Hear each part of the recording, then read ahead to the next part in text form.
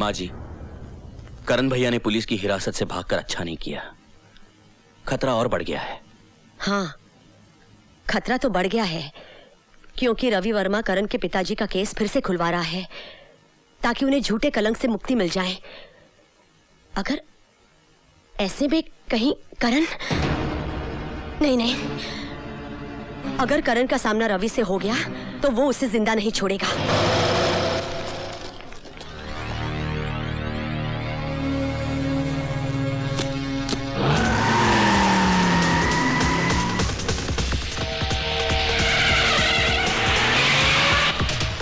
चल जल्दी रवि।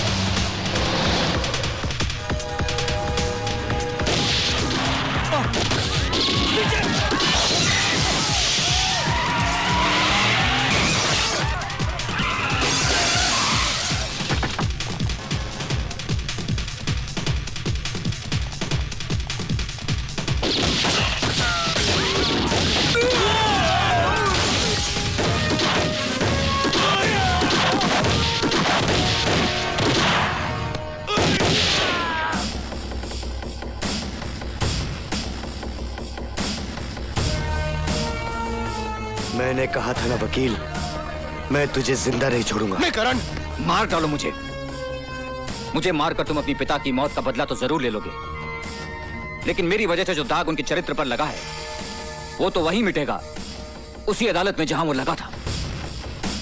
क्या तुम मुझे चंद घंटों की मोहलत नहीं दे सकते कि मैं वहां जाकर उन्हें बेगुनाह साबित कर दूं? उसके बाद तुम जो सजा मुझे देना चाहोगे ना, मैं उसे हंस के कबूल कर लूंगा। हाँ करण, रवि ठीक कह रहा है। ये अदालत में उन्हीं लोगों का भांडा फोड़ने जा रहा है जो तुम्हारे पिता की मौत के भी जिम्मेदार हैं, और वो लोग इसे अदालत तक पहुंचने नहीं दे रहे।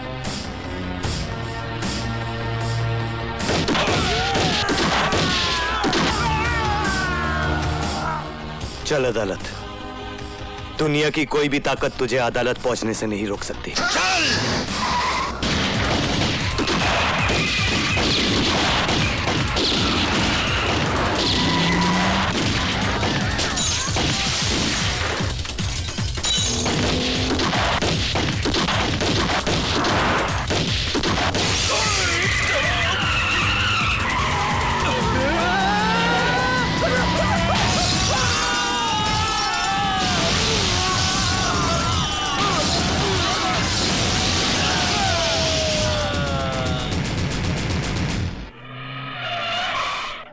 बस बस बस, रुक जाओ रवि बाबू, रुक जाओ। यहाँ तक आ गए, बहुत आ गए। अब इस रेखा को मत लांघना। एक रेखा ही तो लांगी थी सीता मैया ने। आधी रामायण दुखों में गुजर गई। तुम्हारी तो वैसे ही कष्टों में कट रही है, काहे को और दुखों को न्योता देते हो? हाँ लाओ, मुझे दे दो, लाओ। बात रामायण की करते हो और इतना भी नहीं जानते कि जब रावण को जलाया जाता है तो उसके साथ साथ कुंभकर्ण और मेघनाथ भी जलकर खाक हो जाते हैं। पता था मुझे, पहले से ही पता था कि अच्छी तरह से समझाने पर भी नहीं ना समझेंगे आप, इसलिए दूसरा बंदोबस्त भी किया हुआ है। हेलो, लीजिए सुनिए, अपनी पूजा बिटिया की प्यारी प्यारी आवाज सुनिए। सुनो। हेलो बेटा। छोड़ बच्ची को, कभी नहीं, अगर बच्ची को कुछ हो गया तो छोड़ूंगी नहीं मैं तेरे को। पूजा, शाबाश। पूजा रोती नहीं। अब यूँ समझ लो कि अदालत में जाके आपने बैग खोला नहीं, कि आपकी पूजा बिटिया आई है।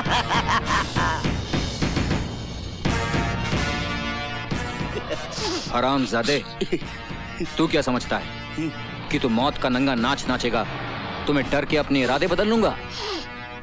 You bastard! जल्दी। नहीं।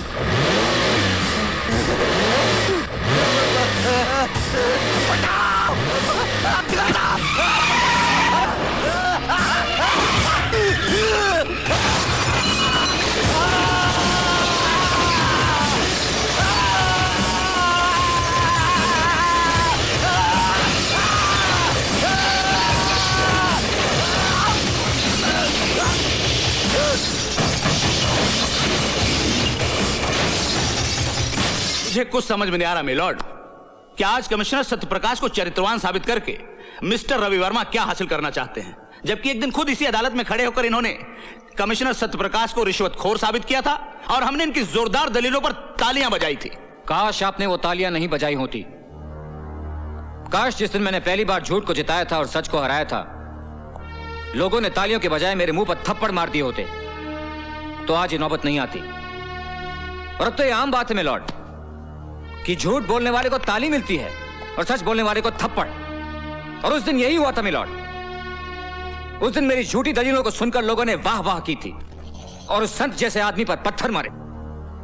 और वो उधर जो मेरी मां बैठी हुई ना जज साहब, उसने मुझसे कहा था कि उस देवता को पत्थर मारने वाले हाथ लोगों के नहीं थे, मेरे थे। और उसने बिल्कुल ठीक कहा था जज साहब, ठीक उसी तरह जैसे सत्यप्रकाश जी का कत्ल फांसी के फंदे से नहीं हुआ था। उस कत्ल के असली मुजरिम वो थे जिन्होंने फंदे बनाने वाले हाथों को खरीदकर उनका खून करने के लिए भेज दिया। भाषण बहुत हो गया मिस्टर रवि वर्मा। अगर आपके पास कोई नाम है और उसके खिलाफ कोई सबूत है तो पेश कीजिए, वरना खामखा अदालत का वक्त बर्बाद मत कीजिए। हाँ है, मेरे पास हर वो सबूत है। लीजिए उनके सारे काले कारनामों का कच्चा चिट्ठा मैं आज अदालत के सामने पेश करता हूं।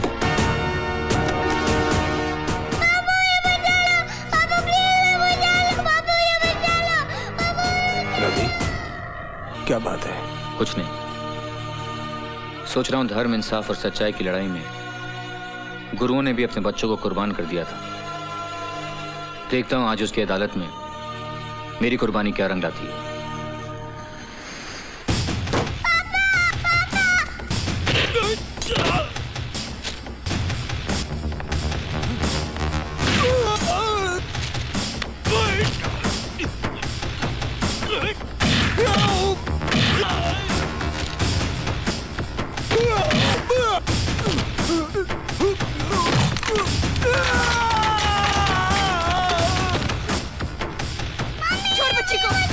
बहुत बुरा होगा तेरा।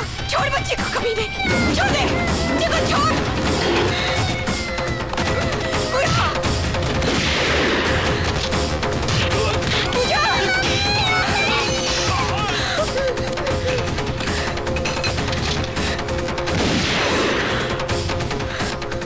बच्ची को अदालत ले जाओ। यह अदालत शर्मसार है क्योंकि इस अदालत ने कमिश्नर सत्य प्रकाश जैसे नेक, सच्चे, ईमानदार इंसान के चरित्र पर दाग लगाया। हम उनके मरणोपरांत उनसे क्षमा याचना करते हैं और कबूल करते हैं कि कभी कभी कानून भी अपराधियों की चालाकी में उलझकर गलती कर बैठता है।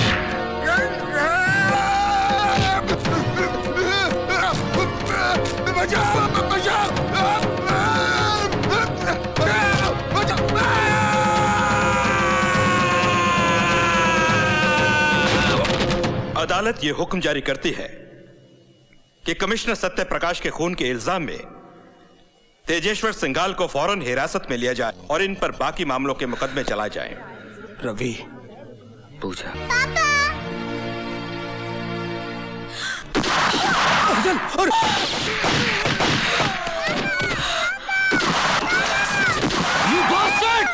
इंस्पेक्टर,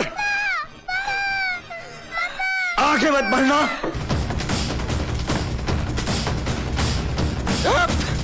आगे सट जाओ। जाओ। हट जाओ।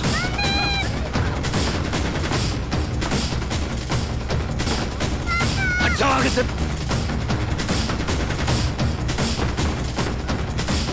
हट जाओ।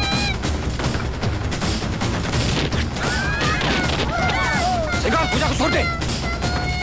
सिंघाल, अपने आप को कानून के हवाले कर दो। तुम यहां से बचकर नहीं जा सकते। होश करो, मैं कहता हूं।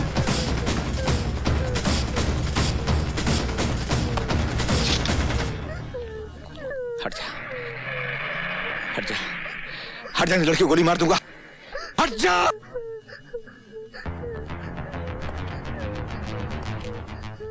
इंस्पेक्टर, बंदूक फेंक दे और अपने आदमियों से कह दे कि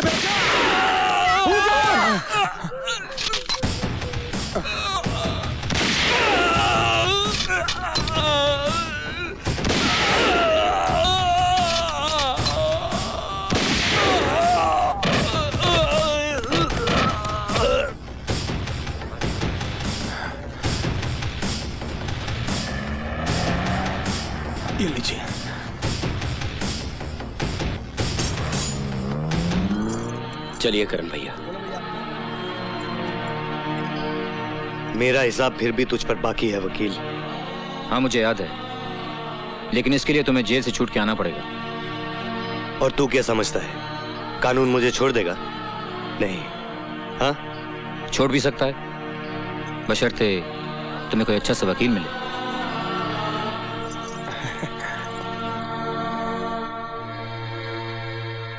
तू लड़ेगा मेरा केस?